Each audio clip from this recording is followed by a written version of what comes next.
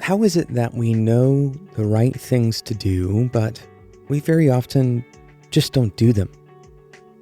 At an organizational level, this question becomes even more important to answer, and as it turns out, many business books that line the walls of corporate offices and bookstores everywhere, especially in the airport for some reason, these books detail these kinds of operations and ways of operating better, but yet our businesses tend to operate the same ways and be somewhat change resistant. So what is it about operations that can be so clear in our minds and yet we fail to implement? That's what we're talking about in today's episode. My name is Jonathan Cottrell. You're listening to Developer T. My goal on this show is to help driven developers uncover their career purpose so they can do better work and have a positive impact on the people they have direct influence over. And this is important to recognize that operations is a part of what you do every day. In fact, operations may be able to explain what you do every day. There is no charge to the word operations, positive or negative. And the easy way to recognize this is by kind of negating the word, not operating. Well, if you're not operating, then you're not really taking any action at all, right? So sub in the word action. What is wrong with our actions? What is wrong with our way of viewing actions? How do we know the right actions to take and yet we don't do it? Sometimes with programming, this can be as simple as knowing that it's good to test your code and not taking the time to test it. Or it may be things like knowing the right actions to take for your own mental or physical or even spiritual and emotional health and still falling to the same vices or to the same old bad habits that you always resort to. And the answer is not simple. I empathize, I sympathize with you. I've been there. I know that the answer is not simple to this question because changing behavior is one of the hardest things we do as humans. Now, I'm not talking about changing the behavior of others. I'm talking about changing our own behavior. It's very difficult to change our own behavior. So even when we do have insights about what we should do, and even when we have pure clarity about what we should do, for whatever reason, we have this disconnect, right? So what is that? What is the disconnect between knowing what is right or having clarity on what is wrong and actually taking action steps to fix it? We'll talk about that right after we talk about today's sponsor, Linode. With Linode, you can spin up a Linux instance on the Linode cloud in just a few minutes.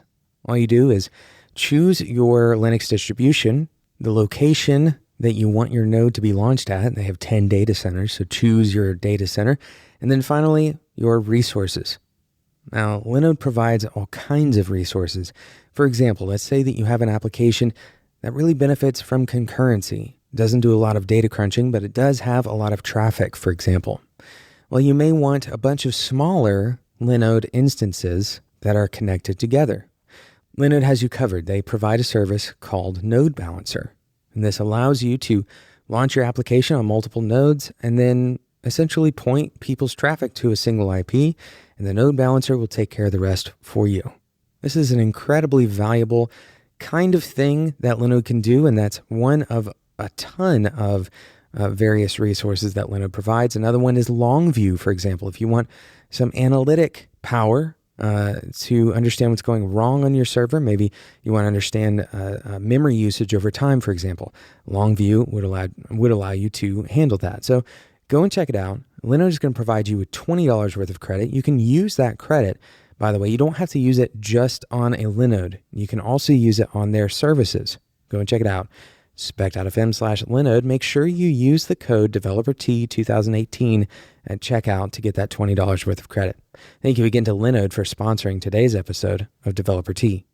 So let's discuss this gap between knowing what is correct or knowing a direction that you believe to be the right way.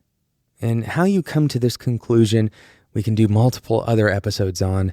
It's going to be a conglomeration of your personal values, but also things that you believe to be true about the world.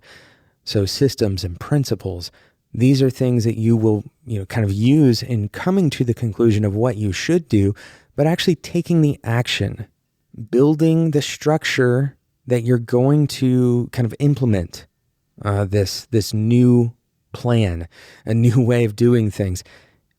Building that structure and actually implementing it, that's where most people get tripped up. And this is what operations is all about. And the missing link that we always forget is that we have to take into account human factors. Psychological factors are probably the most important piece of this puzzle, but human factors, these are the biggest barriers to action than any other thing that might prevent you from taking action. It's bigger than money. It's bigger than time. Human factors, understanding why people do what they do. If your operations are not considering human factors and behavioral factors, understanding how to not only encourage, but enable people to act in particular ways, regardless of how compelling your argument is for why this particular way of doing things is better than the old way, if you are ignoring the barrier of human factors, then you probably will have less adherence.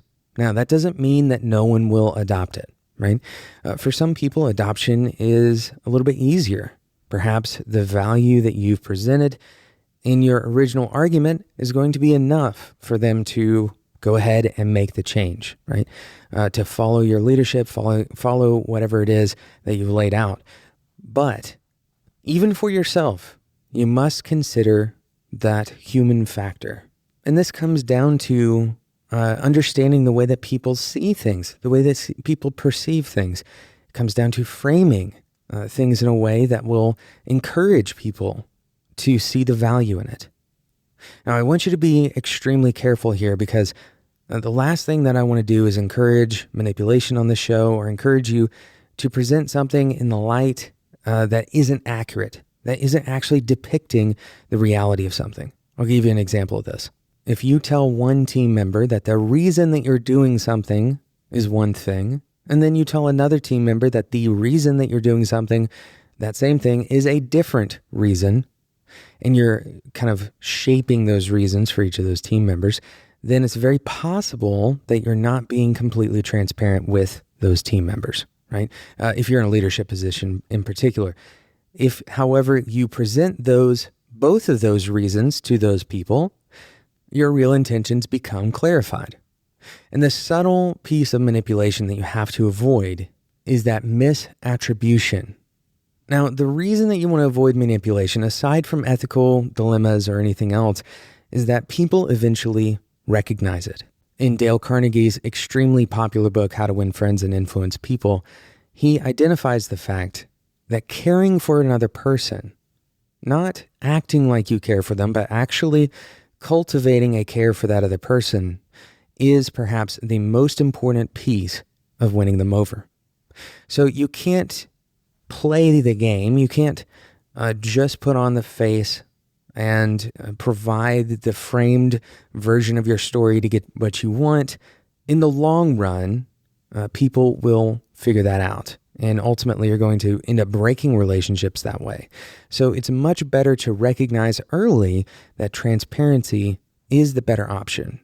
Again, beyond ethical standards, even for effectiveness, even if you're willing to, lay aside ethical standards and try manipulation, in the long run, it's not going to serve you well.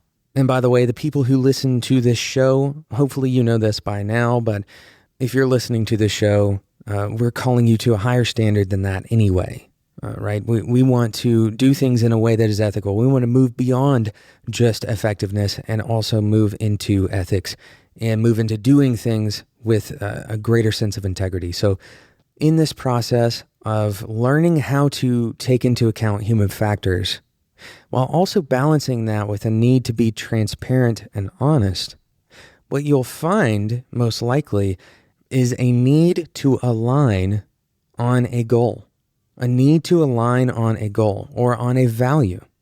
Essentially, you need to find alignment where you and another person agree. This is mutually beneficial in these areas, for example, right? Or we both believe that heading towards that direction is good. And here is how this is going to help us do that. When you present things in terms of alignment rather than some strategic goal, then you're being both transparent and you're considering human factors. Again, the key to implementing better operations, changes to your operations, and affecting positive adherence to those changes is to present the alignment factors, the ways in which you align with the other person or for yourself, the ways that you align for yourself, the things that you believe in, the things that you are going after.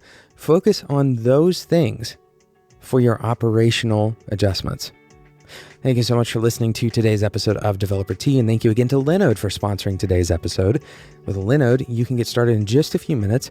Choose your node location, your distribution, and your resources, like, for example, Longview or Node Balancer. Go and check it out. You'll get $20 worth of credit if you head over to spec.fm/Linode and use the code DeveloperT2018 at checkout. Thank you again for listening, and until next time, enjoy your tea.